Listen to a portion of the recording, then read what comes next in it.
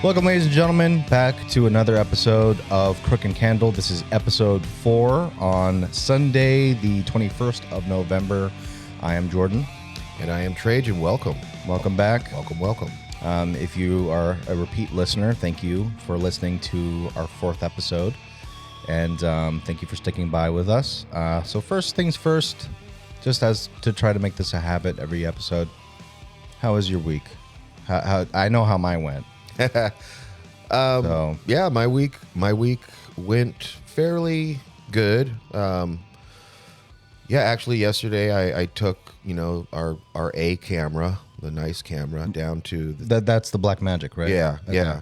And took it down to the art studio and, did some shots with it and just hung out and did my artist thing. And it was pretty good. The week's been going pretty well. I have a weird week. Like, I get paid on Wednesday. Yeah. So like today, Sunday, is middle of the week for me, pretty much. Yeah. But yeah, and to you people out there listening, how was your week? I hope you're doing good. Yeah, I hope yours was better than mine. Yeah, Jordan did not have a Yeah, like, I mean, that's the thing. It's like on paper, it wasn't that bad. Like, all things considered, my work days were fine for the most part. My days off are fine. It's just, I'm not going to front load this, obviously, and I'll touch upon this later in the episode because this actually has to do with the topic. But yeah, it was not the most positive week. Just dealing with it was not fun. Yeah. And I'm sorry to build suspense with you guys because I know you're like, what the fuck happened? Well, You will kind of hear. You'll get to hear about it. I'm not going to speak about everything related to it, but just kind of go into some details related to it. But yeah, this actually does kind of play into the topics or the topic. And actually, we were kind of, we've had some ideas that we want to go into, and initially when what happened with you the other day, I was like, let's leave this for a different episode. But then the more I thought about it, I'm like, this is something that really affects people. Especially people that want to be creative. When you're wanting to be a creative, until you can get out of high school and maybe go into film school or go to a good art school or go to Berkeley for music or something like that. Until you get to that point, you're just on your own. Yeah, everyone around you in school is doing school stuff, and so as a creative person, you might be, for example, you might have a camera that your dad loaned you and you're making little films with your friends, or you're sitting there like me, drawing with pencil and paper for hours and hours a day. But you're really on your own. There's no one there to guide you, So because of that, more often than not, there's a lot of things that can actually get in the way of being an artist, and can kind of stop you in your tracks or slow you down significantly. And then I was like, well, like what you kind of experienced the other day, that's one of those things. And then I'm like, let's just talk about the top 3 things. Yeah. So yeah, that perfectly segues the top 3 things that can slow you down. Yeah. So you've been an artist longer than I have, and you've dealt with a lot of your own shit growing up and how that kind of steered your ship as far as your direction in life, and also steered your direction as far as an artist goes. So what are the 3 things that stops artists usually from achieving their goals? Like what would those be? Well, and it's funny because we came, we're going to talk about 3 things, but first off, there's many things. We're just paring it down to 3. We had to pare it down. I'm like, what are the top things? It's kind of like, marriage. What are the top 3 things that could impact your marriage? And like, one is going to be financial, right? Yep. So I'd say the first the 3 things that pop to mind after having quite a long career doing art, I would say one is fear, fear of rejection, fear of not making it, because a lot of times when you have a dream, you want it to come true, but the fear that you might fail and it won't come true can stop you from even trying.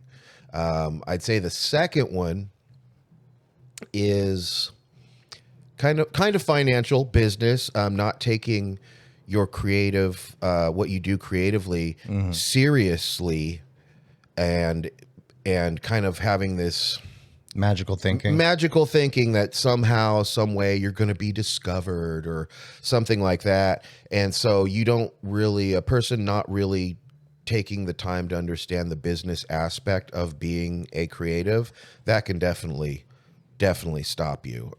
Because when you don't understand the business side of it and the financial side of it, that's when you can kind of end up getting screwed, by people that do understand this stuff. Yeah, the difference between realism and idealism, like how you want things to be rather than how it is. How they are, yeah. And then the third thing, which is a huge one, would be people around you that you believe should be supportive of you. It could be friends, it could be family members, and those people actually doing the opposite. They try to almost sabotage, your thinking and your dreams. More often than not, they do that because of an issue that they have. Yeah, their own personal issues. Yeah, So having the wrong people around you. Yeah. So like the first one, fear. I mean, you've done podcasting, you've done your YouTube channels. Have you, and just in general, as you were coming up, have you ever run into that feeling of fear of people not being good? I don't think I'm good enough. Oh yeah, absolutely. Like that, just that feeling of, especially that feeling of not. In fact, just like I mentioned this on, I want to say the first episode where I talked about that story where I did that Pat Labor 2 episode on my channel, Anime Hole. And I spent all this time on it, just making sure it's perfect, the editing, everything. And just for context, it's like I've been doing YouTube for like a decade and a half, basically 16 years or so, at least. And, in my head, it's like I wanted to be good at something and, be good at something creative. And one of those things was doing YouTube videos that, of topics that I was interested in and trying to be a good editor and, just have good videos out there and try to make something of that. And so my fear, of course, was doing that and never achieving the success I wanted to. Because that's the thing, like when you, especially nowadays, like, because before back during my day when I was in high school and all that type, when YouTube started to, become a thing, or not even become a thing, when it first came out, it wasn't even the serious thing. Like the idea of telling somebody, oh, what do you do? Oh, I'm a YouTuber. What the fuck is that? What's YouTube? Yeah, nowadays people can say I'm a people, TikToker. Yeah, now people would take you seriously because it's like you can actually make something of yourself with that. Of course, it's really hard because it's one of those things where, you can spend all this time, and energy and even money and all this stuff into just putting a product out there or putting a video out there and hoping it gets traction. But sometimes it's just, sometimes it comes down to a little bit of luck, timing, good production, just having all the right, assets and puzzle pieces in place at the right time. And sometimes it just doesn't work like that way. You can spend all this time working hard on your passion video and it just doesn't take off the way you hoped it would.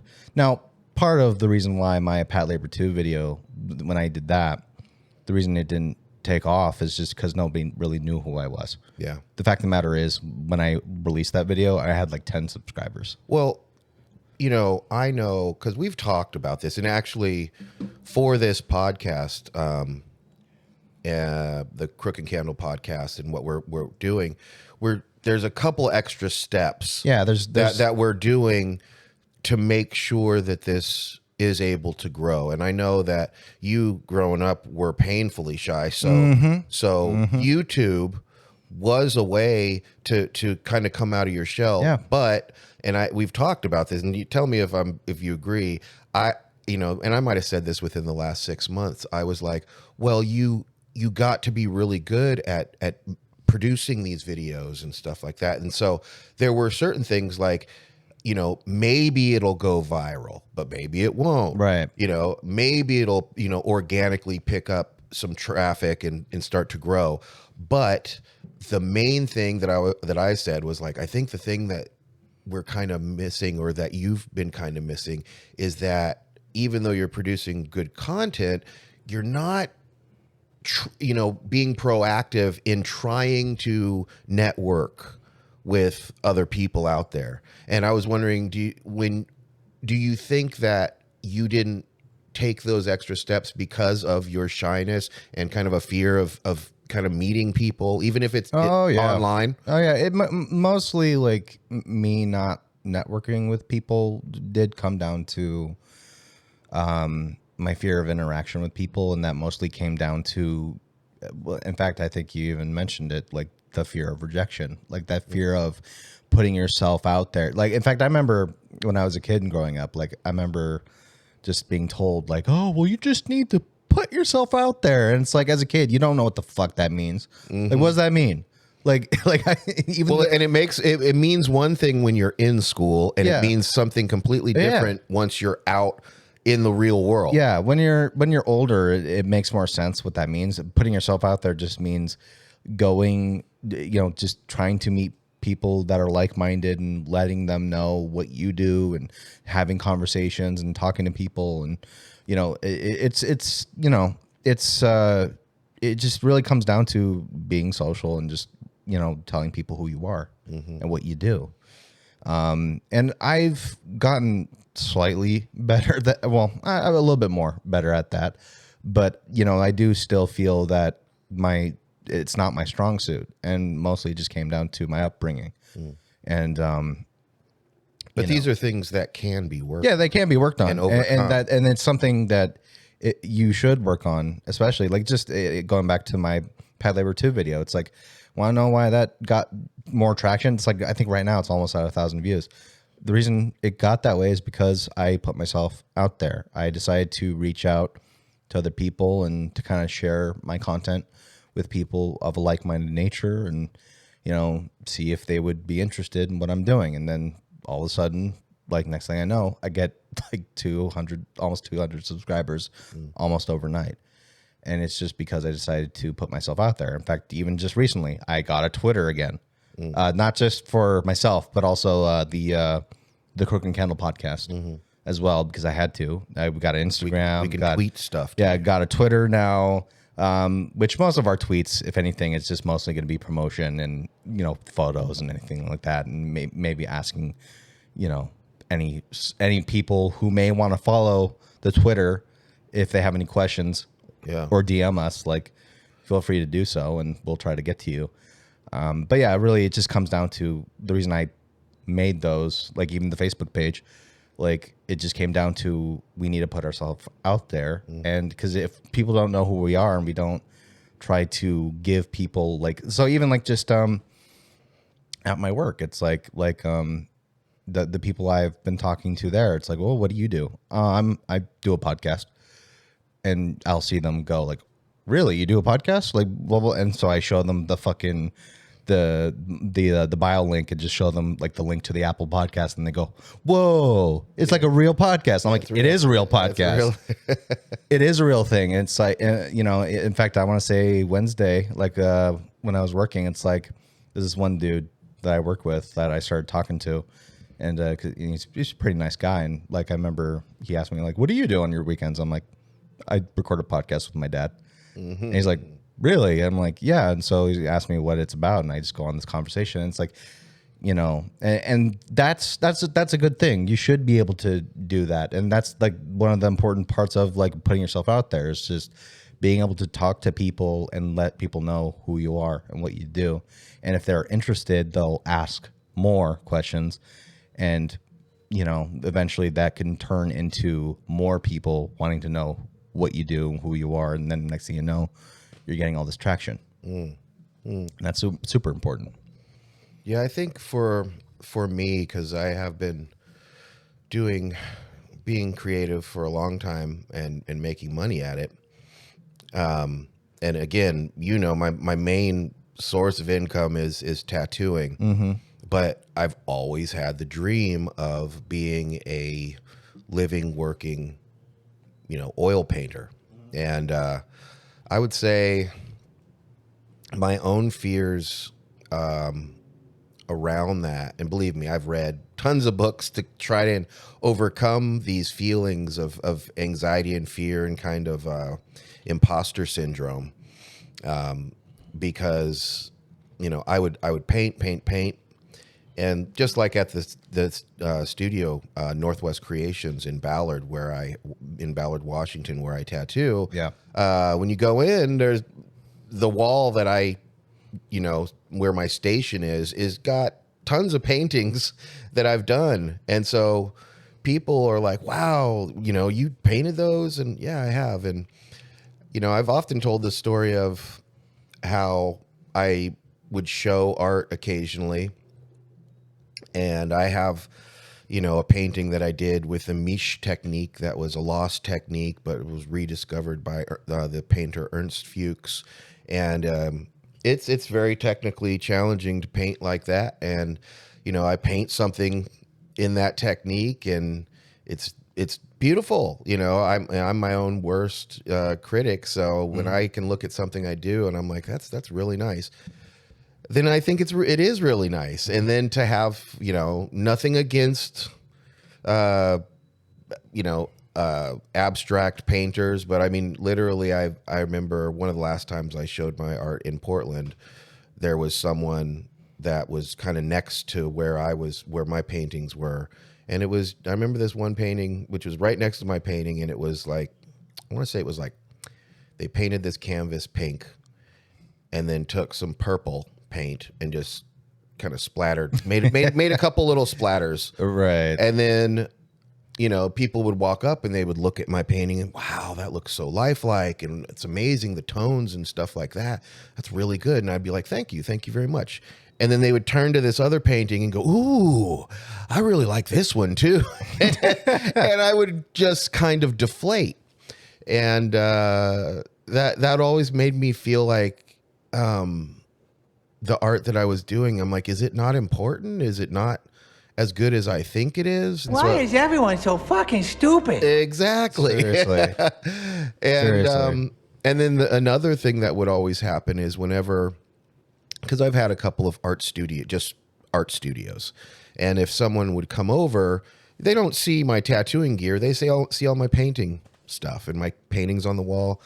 And once they would see them, it was always the same. They would be wowed by the level at which I paint at. And then they would inevitably ask me, so you sell these paintings and this is how you make your living? And I would say, well, every once in a while I might sell one, but normally the way I make my money is through tattooing. Mm-hmm. And their response was always the same. They would just say, oh, you're a tattoo artist. And it like, before I said it, I was an oil painter, Right. a fine artist.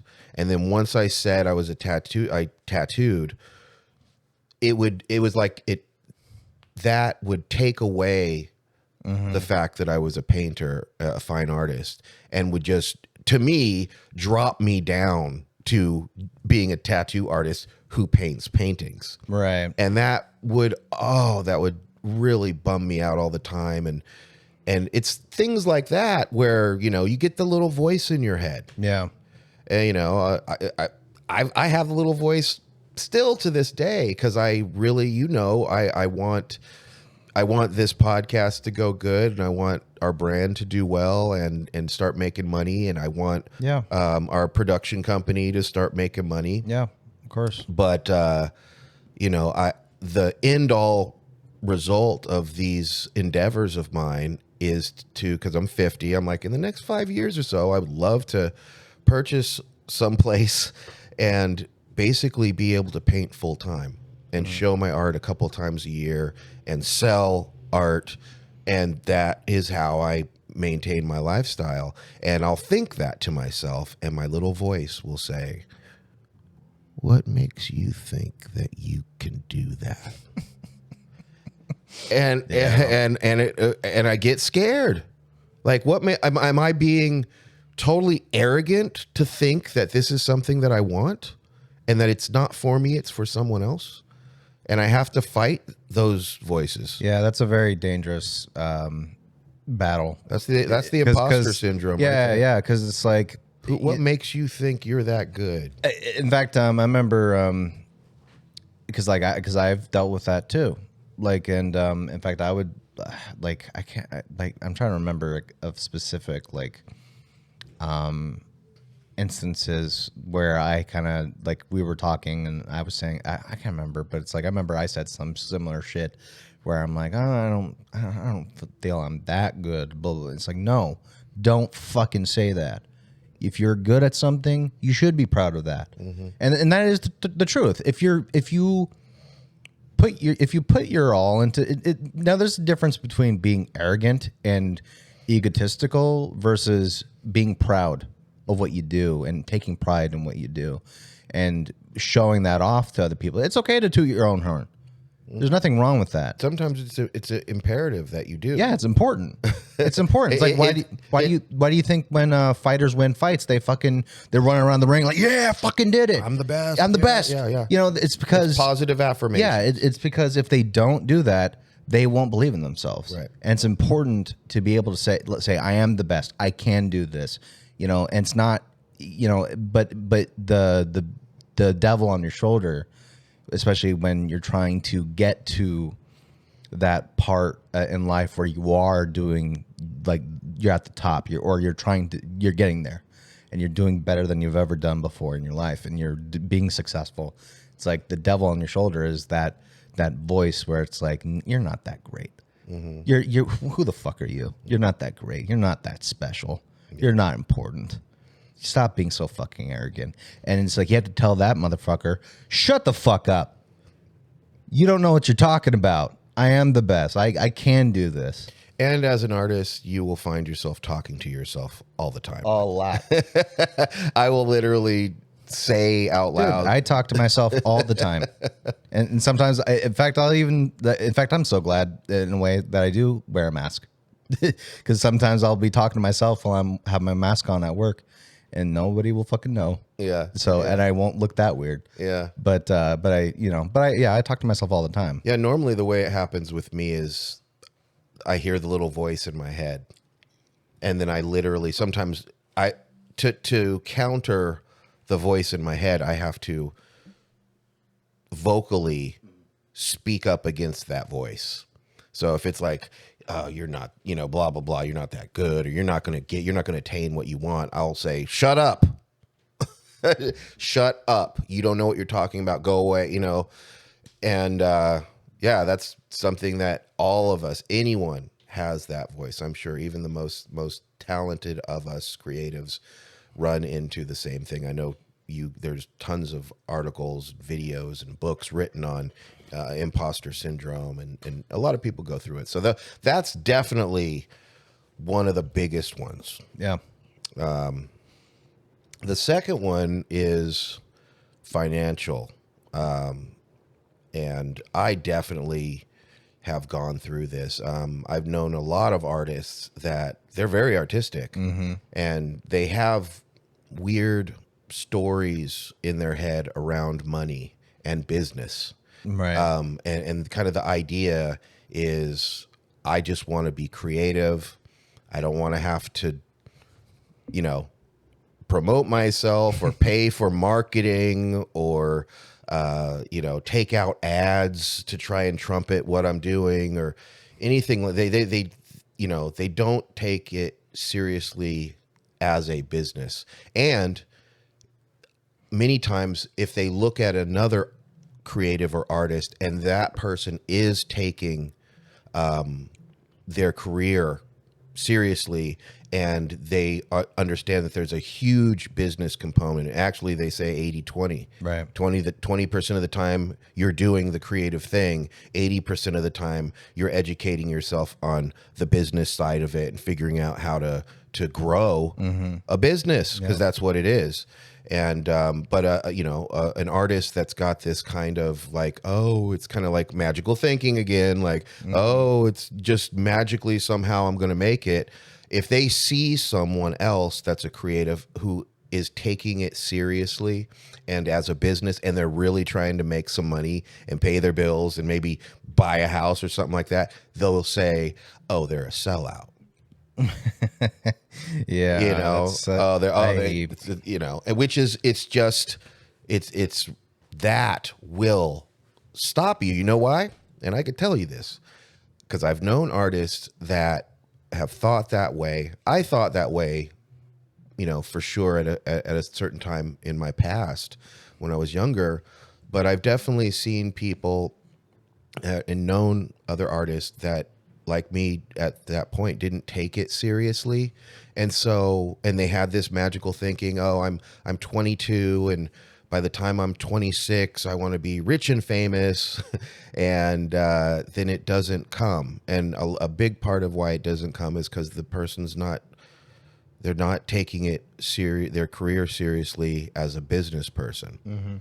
And so after so many years, they give up because the world, you have responsibilities, and every year that you get older, more responsibilities kind of are placed upon you, you know? Yep.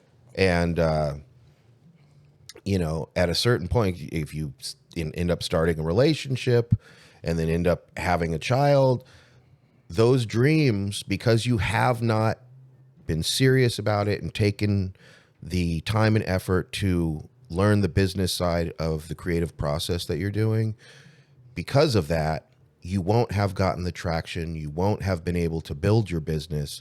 And so when big responsibilities are heaped upon you, you have to, at that point, be practical. Yeah.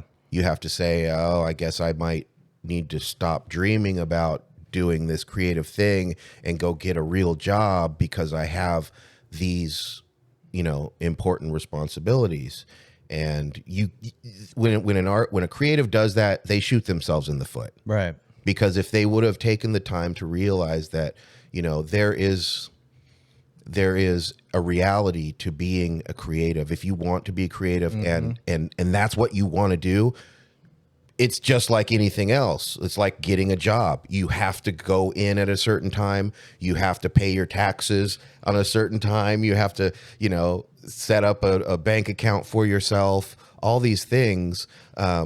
If you're not taking any of that seriously, there's going to come a time where you have to throw in the towel because you're not prepared to run a business, which is, the business is your creativity. You are the way, you're the golden goose, or you're the goose that can lay the golden egg. Okay? The goose has got to eat something in order to lay the egg. If you're not eating the thing that you need to lay the golden egg, you're never going to lay a golden egg. It's that simple. Yeah. And yeah, it's, if there's anything that's frustrating to see, is when you see talented people who they have this talent, but they just feel they're owed the world because of the fact that they know they're talented. Like, for example, speaking of woo-woo thinking, like my woo-woo thinking when I was like starting YouTube and shit was, and the reality that I had to come to the conclusion of is because I thought, well, if you just make good videos, you should just get more views and more subscribers, right? And in some way, there is a truth to that, but most of it comes down to, okay, yes, make sure your content is good, but the reality is you need to promote yourself. That is the most important thing. Not just the fact that you're, because it can go the other way too, where it's like you can promote your shit, but no one's gonna watch it because your shit's bad. Yeah. So it's definitely that balancing act where it's like, okay, yes, focus on working really hard to make something good, but then also focus on how to promote your shit so that way you can get people to see your stuff. And there's definitely a good amount of people where it's like, why are my videos getting all these views. I'm working really hard. It's like, well, it's because nobody knows who the fuck you are, and you're not going out of your way to interact with other people. So I lived in Oakland, California for 15, 16 years, home of the hustlers. And, you know, I saw it living there. I saw the hustle all the time. Yeah. The rappers, they call it politicking. Because what do politicians do? They go out on the road. Yeah. They want you, you know, come to an event. They want to talk to you. They Yeah. want you to know who they are. So politicking is, again, that's what rappers in the Bay Area call it.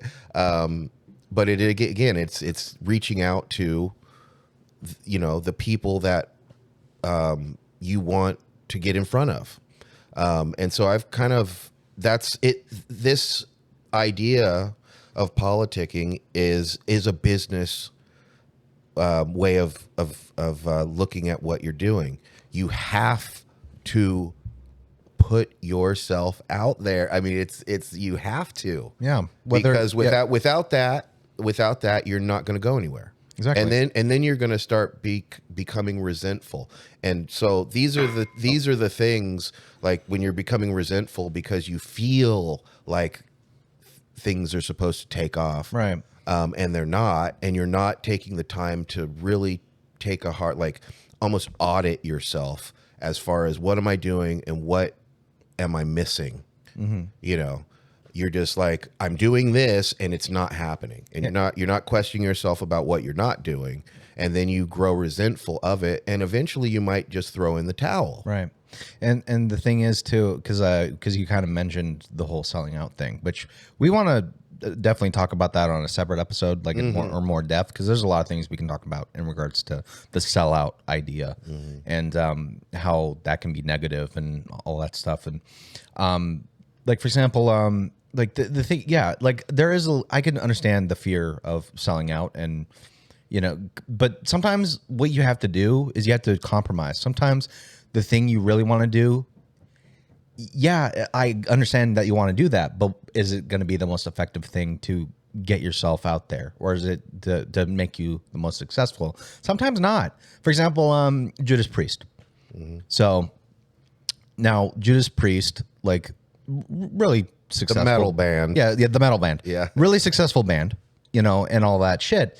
And there was a period of time where they were just on fire. You know, like the Screaming for Vengeance comes out.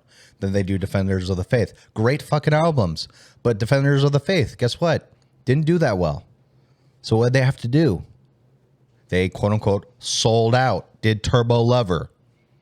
And was it as good as their other shit? No. But it got eyes on them. Yeah, it was catchy. It was catchy. They could play it on the radio. And here's the thing. You know what? Fuck people that hate on that album. It's all right. It's not that bad. Like, if you listen to it in the right, like, Turbo Lover's a fucking catchy song. Oh, totally. Absolutely. Totally. But guess what? It got eyes back on them. And then guess what? Next one they do, ram it down. But see, I wouldn't even call that. But that was different. Out. That was different. Because, like, actually, I'm going to bring this up because I just saw this the other day. I watched an interview with the great Sting. Oh, yeah.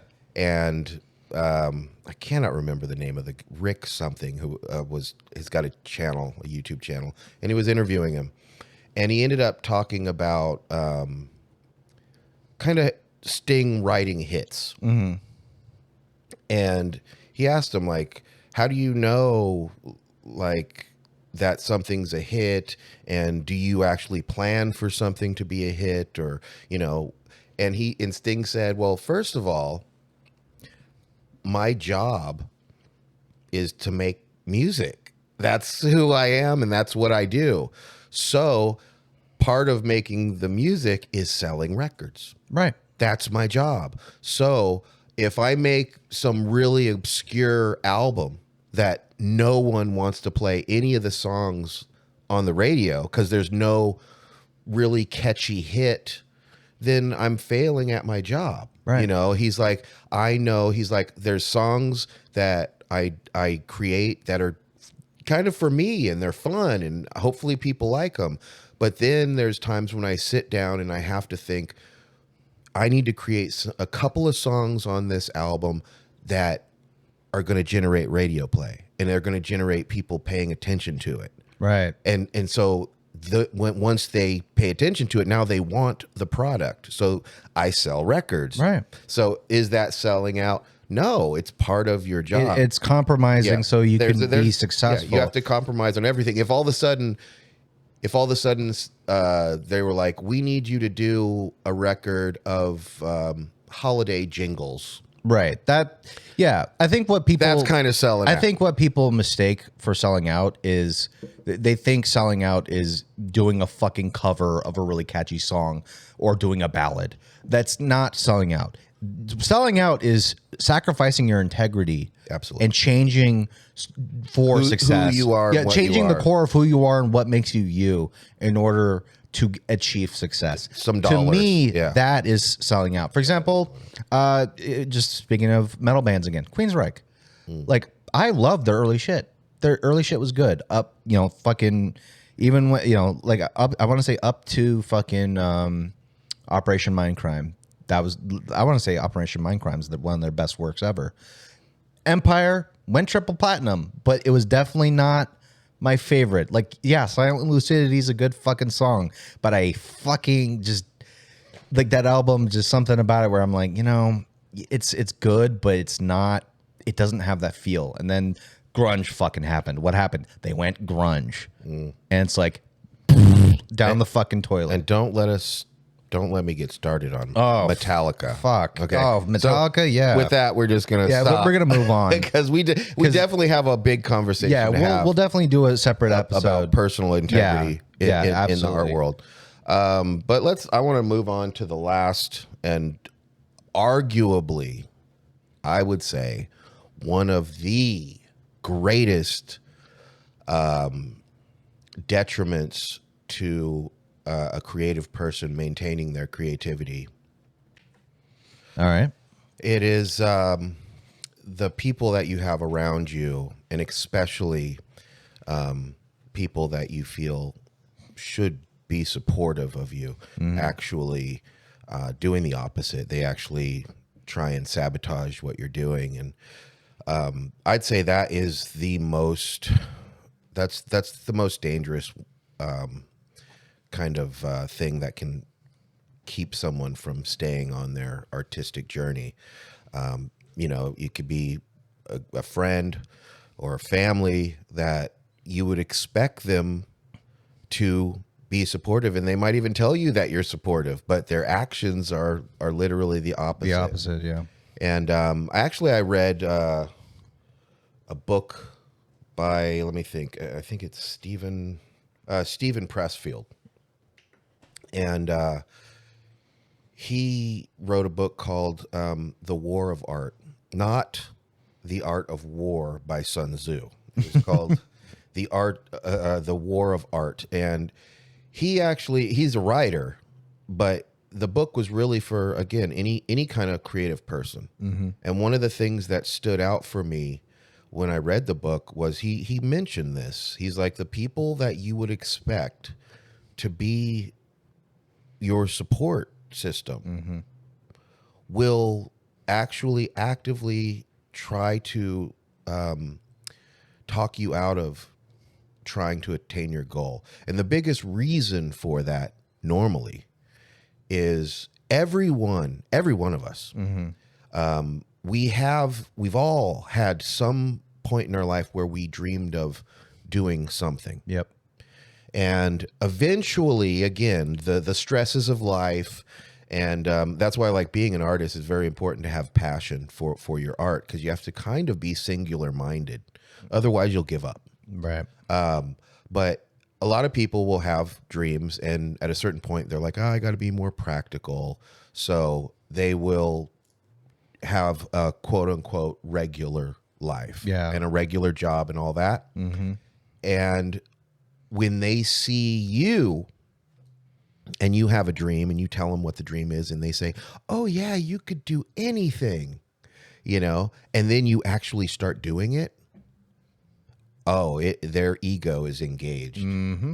They know that they stopped dreaming about their own dream, and the fact that you're actually chasing your dream makes them realize that they gave up, they quit, and they can't stand that. It's a huge hit to their ego, and they will literally go out of their way to bring you down. And actually, when at the beginning of this podcast, we were talking about kind of the reasons why we're doing this episode, and you just went through some hardship with a family member based on our podcast. Yep. Tell me about that. So to get into that, and by the way, as a warning to my mother, who may be listening to this, we're going to talk about you. We're going to talk about you, and just for the record, you caused this.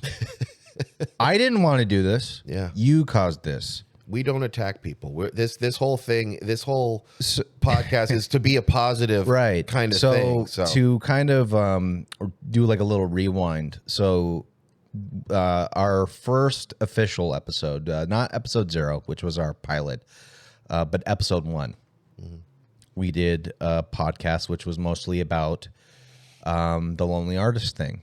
And we talked a bit about, like, you know, our upbringings and how that kind of affects, you know, how we interface with the world and what leads us to, you know, doing stuff like that. And, you know, just being the lonely artist. And, you know, we were just talking in general about our experiences. And one of the experiences I've talked about was the fact that I was on Ritalin as a kid, and how you didn't know. Yeah, I didn't know. He had to tell me. I did. Yeah, which, by the way, my mom did confirm this, but I'll get to that in a second.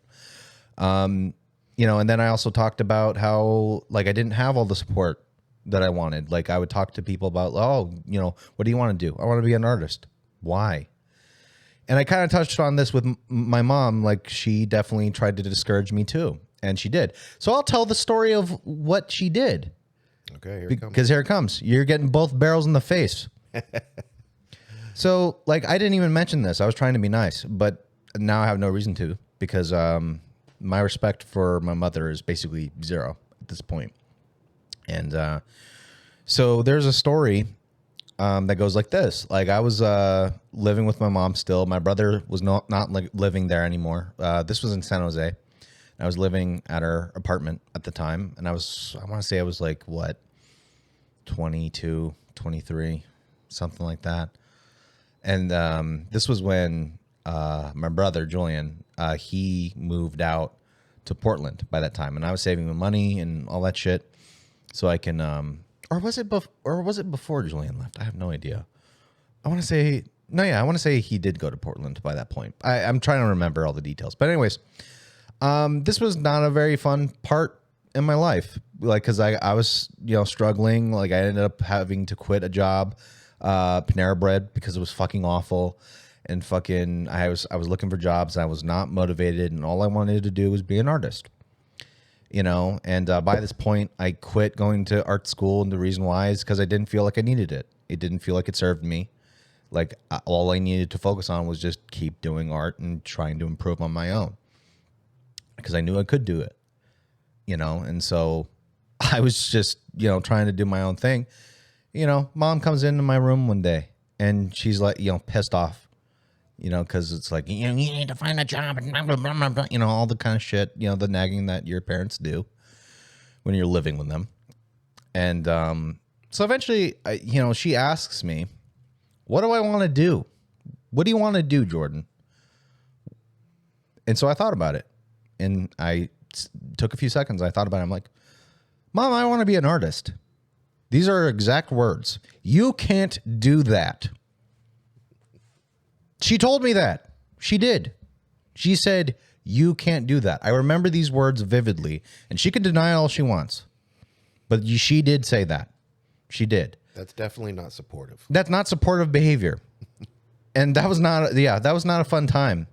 It's like, you know, of course I wanted to fucking leave, and I did eventually. You know, but it's like, yeah, that's not very supportive. And then just recently, like just this week, like, you know, I told her about the podcast we were doing. you know, and then she got to listen to episode 1. And if you were to listen to that episode, you would know that we were not out of pocket. We weren't shit talking her. In fact, I made sure, because when she texted me, she sent this long ass text, and it was just unbelievable. Just a bunch of gaslighting, saying that we were slandering her and throwing her under the bus, and screw you, your dad's shit. You know, he wasn't there. I'm a good parent, blah, blah, blah, blah, blah. She confirmed the Ritalin story, which the Ritalin story, just to kind of recap, like, apparently I was on Ritalin as a kid because I, was just not very happy as a kid. You were acting out. I was acting out at school and all that stuff. And he had to tell me that. My dad told me this. Here's where she fucked up, because in her text, she confirmed it. That was the funny part. Her side of the story was, though, that I was on it for one day, apparently, according to her, which is very dubious. But you know what? This is your experience, right, Mom? So I'm not going to tell you, I'm not going to tell you what your experience is, but don't tell me what mine is, because I know what mine is. So, and, so she confirms that I was on Ritalin, but her side of the story was that I freaked out at school because I was on Ritalin. Mm-hmm. Here's where that doesn't make sense, though. Ritalin, when you give it to kids, calms them down. Yeah. If I was on Ritalin, I shouldn't have freaked out. Well, the thing is, for me, that when I looked at the story was, well, your mother told me straight up that you were on it. And I didn't like that. I didn't like that you were on Ritalin. But the point to me was, okay, she took you to a doctor. Right. The doctor put you on Ritalin. So there was a problem in her mind that required her to take you to a doctor. Well, this was a thing, too. All the time when I was growing up, she always wanted to implant in my head that something's wrong with Jordan. Something's wrong with my baby. Mm-hmm. Something's wrong with you. That was that's what she was always insistent on, that something's wrong with them. Mm-hmm. That was kind of the story. I mean, why else did she fucking take me to get an autism test? Mm-hmm. And I just feel like, and I've said this to you for years, that you're not autistic. I think because of the divorce and all that, I just feel like she made some choices that affected you very negatively, very negatively, and the way you dealt with it. And kids deal with things. They don't have the emotional maturity to deal with big subjects. Mm-hmm. So this was a big, huge part of your life, and she made some decisions, and the way you dealt with it was to kind of go inward and focus on like this inner world, which people do this. We were talking about the metaverse the other episode, and people are spending more and more time online, living a life that is different and sometimes funner than our normal life. And people do this with reading books. You can pick up George R.R. Martin's Game of Thrones book or watch the videos, and you go there. You're experiencing something that's different than your everyday life. So, people definitely do that. That doesn't mean that you got to label them that they have some sort of problem. Sometimes it comes down to you have emotional problems and you need to talk it out. Mm-hmm. Guess who I never got to talk it out with? My mom. Yeah. Ever. Yeah. Anytime I did try to talk about my emotional issues and it had to do with her, she wouldn't listen to it ever. Any calls I tried to have about it, she would hang up the phone. If I got real with her at all, hang up the phone, or she would write a very long letter telling you how bad you are. Right, that's another story, like fucking Christmas. So tell the story. I'm going to tell the story because fuck it. At this point, I don't care. This is a real story, and my brother can actually attest to this because we were in the same fucking apartment in Portland. Portland. No, was it? No, Seattle. It was Seattle, right? It was in the dollhouse. Okay. So literally, around Christmas time, this is the way the story goes. My mom, my mom, his mom as well, of course. She wanted us to go out to San Jose. She was living in San Jose at the time. She did this a couple times. I remember, flew you out. Yeah, flew us out. And hey, that's not a big deal. Like I didn't see a problem with her paying for our tickets or anything like that because she's our parent. She wants to see us. All right, fine. That's not a big deal. But of course, me and Julian at this point, we're fucking adults. We don't. And what did she want to do? She wanted us to sleep on her fucking couch.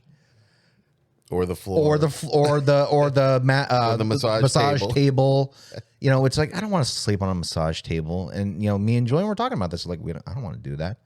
So what does he say? It's like, hey, let's get an Airbnb. And I'm like, yeah, that's a good idea. So we call her, and she's like, oh, I'm gonna set up the massage table and the couch, so for you to sleep on.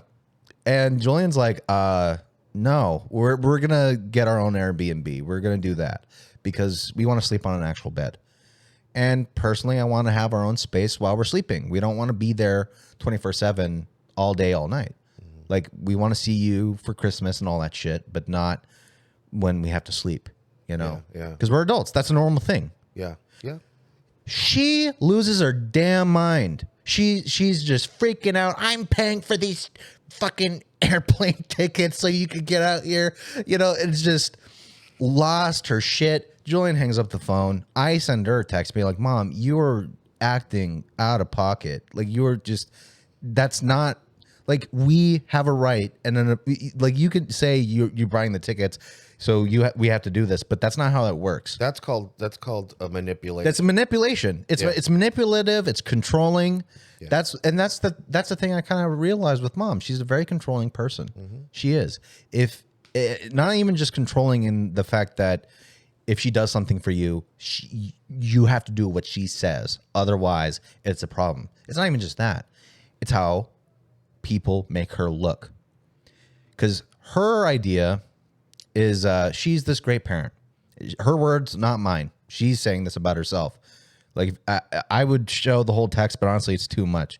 But like, the thing is, it's like I get this long ass fucking text from my mom on Monday while I'm working, just saying that we're fucking slandering her. It's like all I said was like, hey, my upbringing wasn't that perfect. My childhood wasn't that perfect. And my mom is not a perfect person. And I'm not a perfect person. And he's not a perfect person either. I'm your dad. He can admit that. And he's admitted that multiple times. So many mistakes over the years. So for her to say she's a good parent and you're the piece of shit, it's like, I don't get that. And, this is the kind of person my mom is. I'm going to read the last text she sends me. She sends the day after, like, she sends me that big text while I was at work. In the morning, 6 a.m.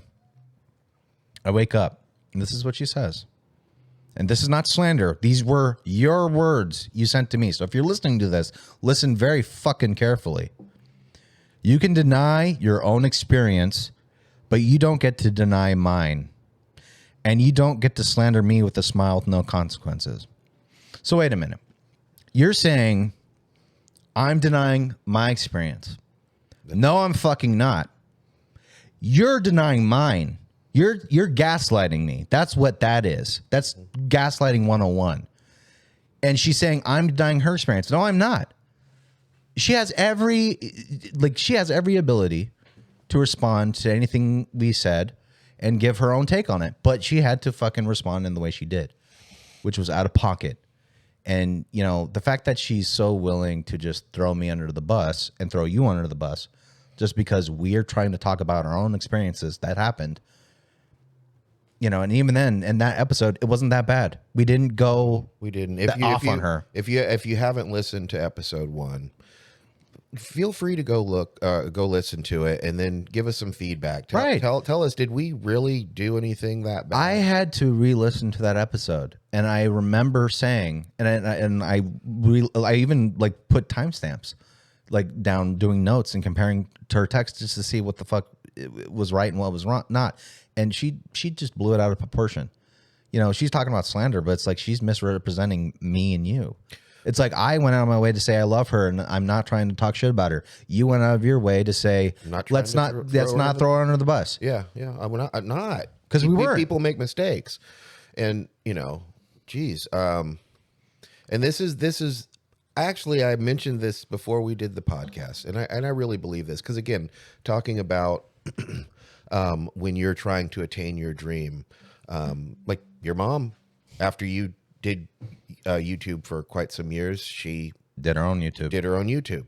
When you got the 360 camera, 360 camera, she got the 360 camera too, and I really do believe this. I almost think that the fact that we kind of mentioned her lightly was the thing that she could grasp on to and blow up about, because and she did it to me too, because back when I told her I want to be an artist, she told me you're not allowed to be an artist, to which I responded, I'm going to say this from the very, very bottom of my heart.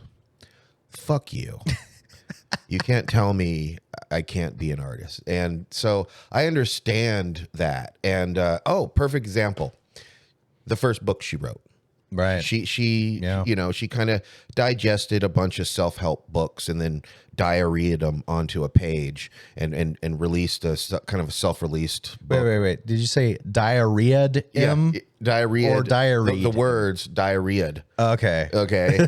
She shit it out. She took in a bunch of other people's work and then shitted it out. Yeah. And put her name on it. Yeah. And so there's actually two parts to this story. The day I got it, you guys had come up to, or I think I picked you up and came up to Oakland. And at a certain point, your brother was like, "Oh, I'm supposed to give you this." And so he gets your mom's first book. Mm-hmm. And I'm kind of looking, I'm kind of skimming through it. And I noticed the first part where it's like the thank you page. She's thanking her mom and people and friends and stuff. And at a certain point, and I wish I still had the book because I wish I could read it to you. But there was this, I'd like to thank my ex-husband kind of comment.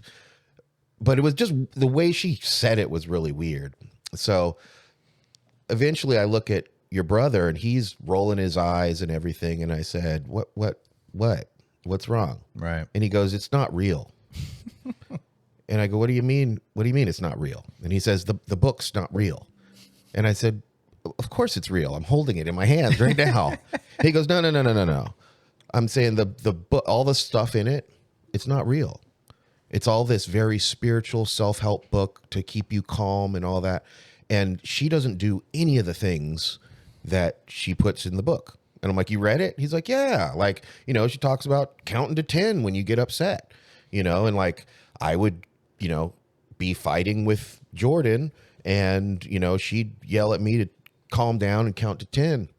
And so one day she was, yelling at me and I said, "Mom, maybe you should calm down and count to 10. And she slapped me.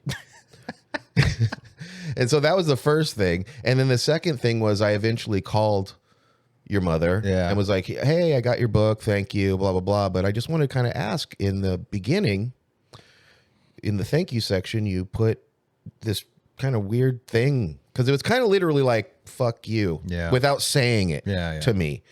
And I said, "What did that mean?" And she laughed and she goes, "Oh, well, you remember what you said to me when you said you wanted to be an artist and I told you couldn't?" I said, "Yeah, I told you, fuck you. You can't tell me what to do." And she goes, Yeah. So I figured, you said fuck you and you've went on to pursue your dreams as an artist. And I felt like if I didn't pursue my dreams, I lose. I'm I'm and you win. That's such a and I was like, this isn't a competition. I'm doing what I have to do. I'm here for this. Mm-hmm. And so that's why I feel like you continuously chasing after your dream.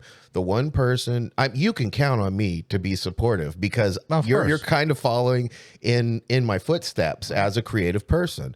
But it's like she's jealous. It's like a competition. Right. You are actively engaged in pursuing your dreams. You're single-minded about it. You haven't given up, no matter the fact that she has not been, and you're a boy. So that's your mom. That's like an important relationship. And, for her to take things like this and respond to things like this, it's very detrimental. And that's why, like, as your dad, I'm like, I'm here for you. And I really wish she was different, because I wish I could get along with her. We have kids together, but we can't. And because I threw my towel in the ring a long time ago, because I'm like, I'm not engaging with this person because they do not want me to be successful. They want me to fail, because in my failure, it makes this person feel better. And so I do not want to be around people like that. No. And that is to me one of the biggest detriments to a creative person. You are going to have this experience. Yeah, you're going to have to cut these people out of your life. And just speaking about my mother, and this is the last time I'm going to call her my mother, because honestly, she doesn't deserve that title. She doesn't. And even just like when she sent all that text, and I was just thinking about it this week, it's like, she isn't really that great of a person. She really isn't. And she's definitely hurt me a lot and hurt my brother a lot. And, she didn't molest me or anything. She didn't do anything that bad. She didn't like chain me down and like whip me with a flail or anything like that. It wasn't anything that bad, but it's not. But psychologically, there was a lot of there's still a lot of traumas I think about, like a lot of things I think about that she did, and I don't even want to fucking say it, just because there are certain things that she's done where it's like it's fucked up, but I'm just gonna conclude basically with this, because again, Mom, if you're listening to this, because you're saying that, like, oh, you can't just slander me with a smile on your face without consequence. Well, here's a fucking consequence. I'm not talking to you anymore. You're not gonna have the privilege to talk to me anymore. And the fact of the matter is, you don't get to treat people like that. That's it.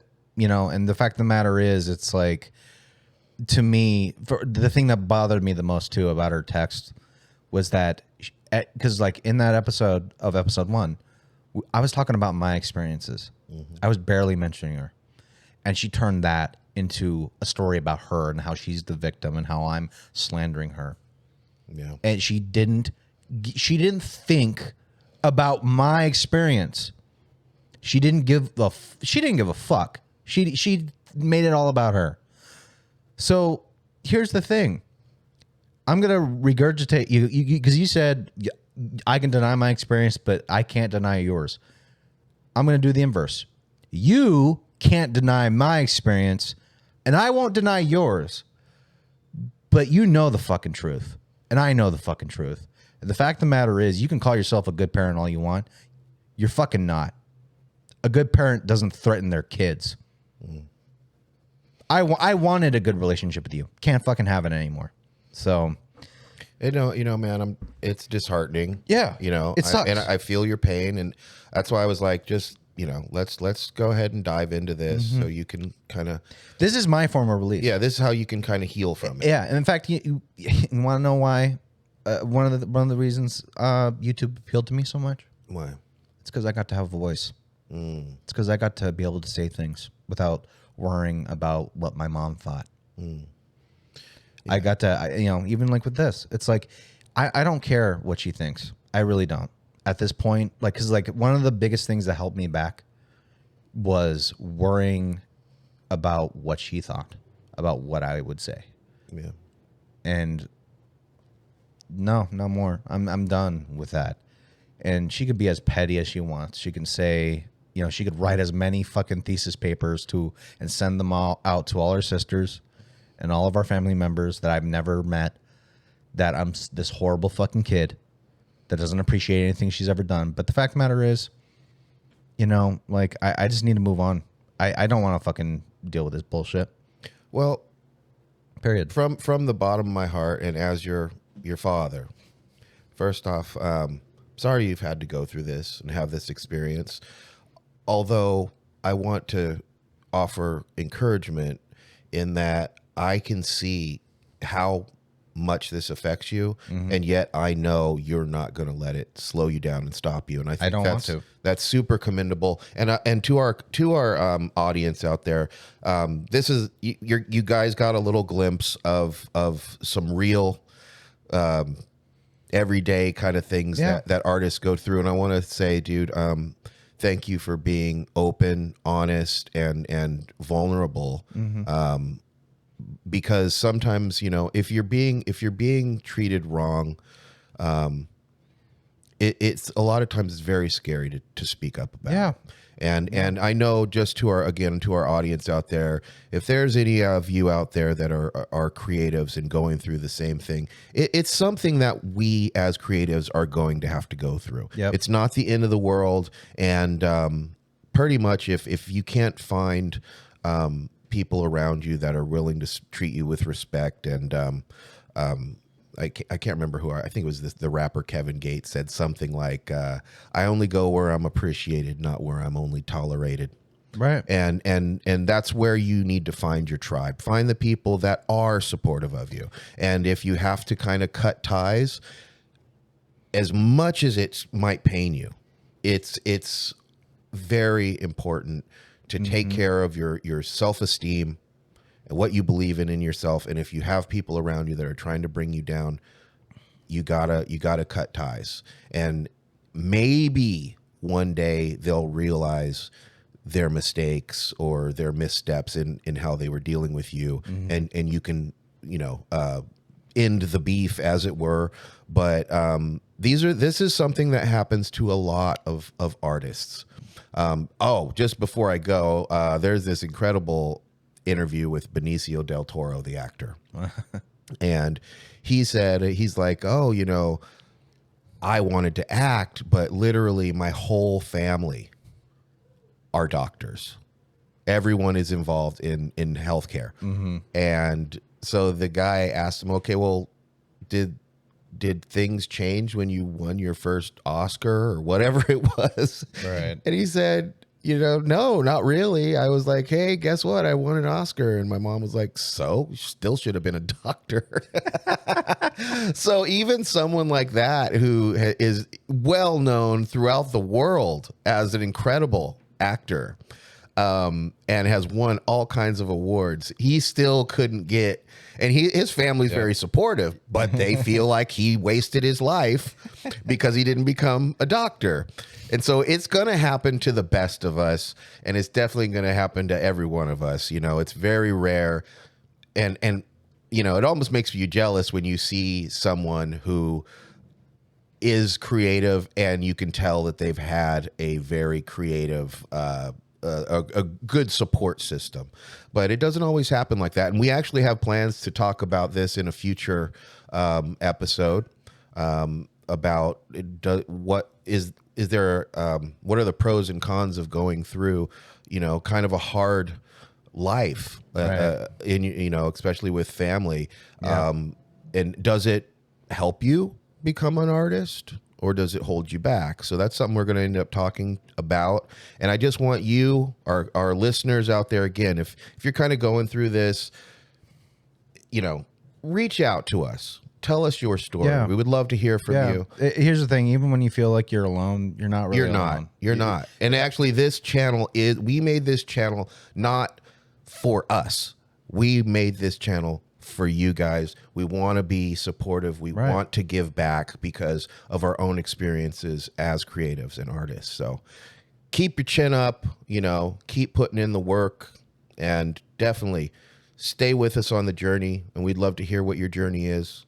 And with that, I think you can find us on Spotify, Apple Pay. Let me give it to Jordan because he knows all the details. I got all the details. So yeah, you can find us on Apple Podcasts, Spotify, Stitcher, Launchpad One, which is our distribution site where we upload our podcasts. We're also on Google Podcast now. However, Google Podcast seems to be an episode behind. So, because the way Google Podcast works is that they scrape for RSS feeds and scrape for episodes on their own. Like it does, so it's not unanimously. It doesn't sync 100% the way it should, but it is there if you want to use Google Podcast to listen to our podcast. So, and we also have an Instagram. We have a YouTube channel, which, by the way, I'm going to post the audio podcast to YouTube as well, which it's going to be the full audio podcast with no video, just because that's, There will be a picture of our pretty little face. Yeah, there'll be pictures of us and all that stuff, which, by the way, pictures actually got the 360 camera out to take a picture of us before we started the episode. So we're going to be using those images for Instagram and Facebook and all that stuff. Speaking of which, we have a Facebook page, and you could also listen to the podcast there because the RSS feed goes straight to Facebook as well. So you can listen to the podcast there. And we have a Twitter, the whole of the fucking internet. I don't like Twitter, but you know what? It's necessary, I feel, to be able to put yourself out there. So we have it there too. And yeah, just if you can follow us on all those platforms. Yeah, and if you had a chance to listen to, what we're doing, and you think you might even know someone that's a creative and might need to hear what we're putting out, yeah, share it. Share them. Share it with them. Share the podcast with your friends, your family, anyone that you feel would benefit from this podcast. Like, share it around. Sharing is caring. Yes, it is. As they say. Also, feel free to DM us. We have DMs on Twitter and Facebook and Instagram. So, hit us up on those platforms. We'll try to get back to you. Maybe we'll even, host a message on here on this podcast and, answer questions if you have any, or just like have a message of the podcast kind of deal. So anyways, with that said, thank you guys for listening. It's been a pleasure, except for all the other bullshit. It's been real. Yeah, I didn't mean for this to turn into a therapy session, but in a way, sometimes you need to let shit out. And indeed, if you listen to this, thank you. I really do appreciate that. With that, we're out. Take it easy. See you next week. Later.